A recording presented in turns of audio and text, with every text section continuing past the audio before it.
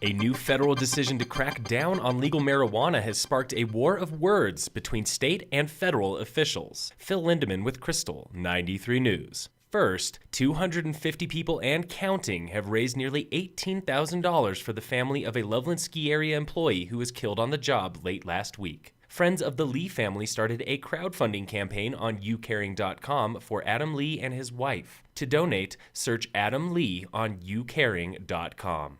Federal officials want to crack down on legal marijuana once again, but for dispensary owners like Alex Levine, coming under fire is just business as usual. Still federally illegal. It was under the Obama era, so it was still as illegal back then as it is now, so it's not really much of a change.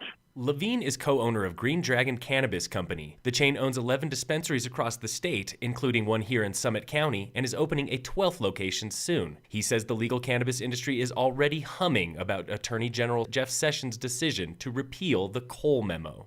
The Cole Memo before wasn't really a law. It didn't really prevent them from doing anything. It was just sort of a statement of position. The Cole Memo was an Obama-era policy that halted federal prosecution of the legal pot industry. Levine says the industry's future is shakier than before, but Sessions' decision wasn't exactly surprising. We all knew who Jeff Sessions was from day one here, so I wouldn't say this is out of character.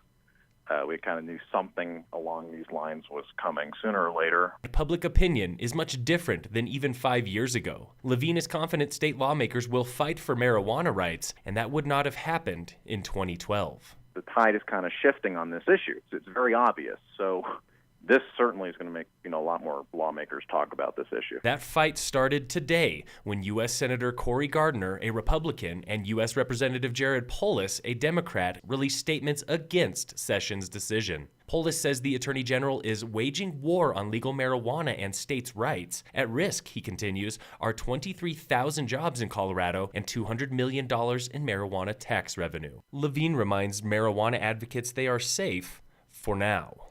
They're kind of setting the tone potentially for things to come, but on a day-to-day basis, it doesn't really mean anything real for us yet. If you've seen new shops and signs at Copper Mountain this year, you aren't imagining things. The resort launched a massive rebranding campaign last year, beginning with a new slogan, Raised on Colorado. Taylor Prather with Copper explains how the resort is banking on the local movement. That's what a lot of travelers are looking for these days.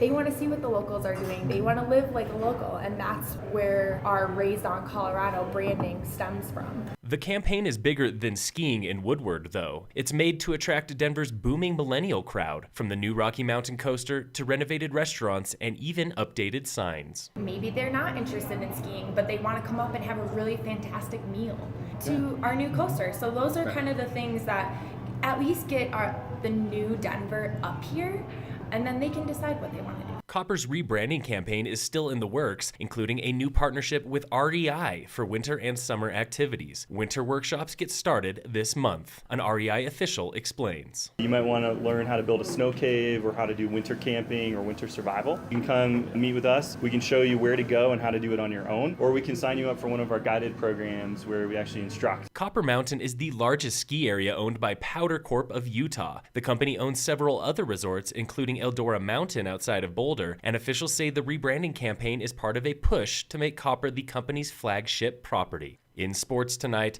the Colorado Avalanche play the Blue Jackets in Denver. Game time is 7 p.m. The Nuggets have the night off. Phil Lindeman with Krystal, 93 News.